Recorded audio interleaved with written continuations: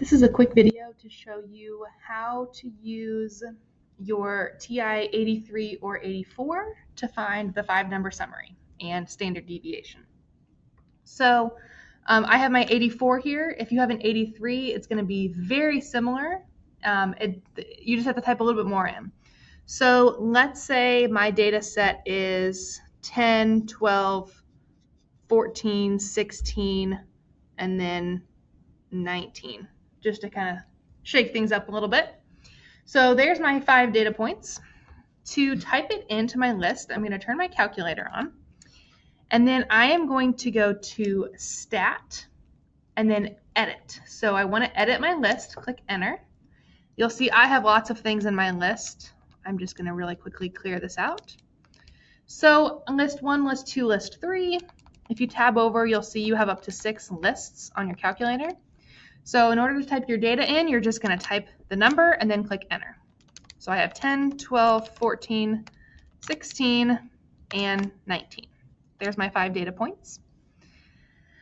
To get out of this screen, you're going to click Second Mode, which is the Quit. So I'm back to my home screen. You have your data is in list 1. You see a little L1 down here in blue. So if I go to Second L1 and click Enter, I'll be able to see my data there, and I can arrow over to see all of it. That's pretty cool. You can see your list 1. Okay, well, I want to get some information out about it. So I'm going to go back to statistics, and we can calculate some things. I have one variable that I'm measuring here, so I'm going to run one variable statistics. My data is in list 1, so yours might automatically say list 1. I've used this before, so mine's on list 3. So I'm going to click second, the 1, we'll put in list 1. Don't mess with frequency list right now, we'll get to that later. And then click calculate. So when you calculate this, it's going to come up with all sorts of things. It's going to tell you what X bar is, that's your mean. It's going to sum all of your data points for you.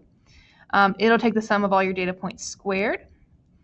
You'll notice that we have S of X and we have sigma of X. When we find the standard deviation, we are going to use S of X, not the sigma. So for now, you're just going to use S sub X. It tells you how many data points you typed in. And then if you keep arrowing down here, it tells you your min, your Q1, your median, your Q3, and your max. So you can use this method to find the standard deviation as opposed to writing it all out by hand and calculating it that way. You just have to type it in and it's all right there for you.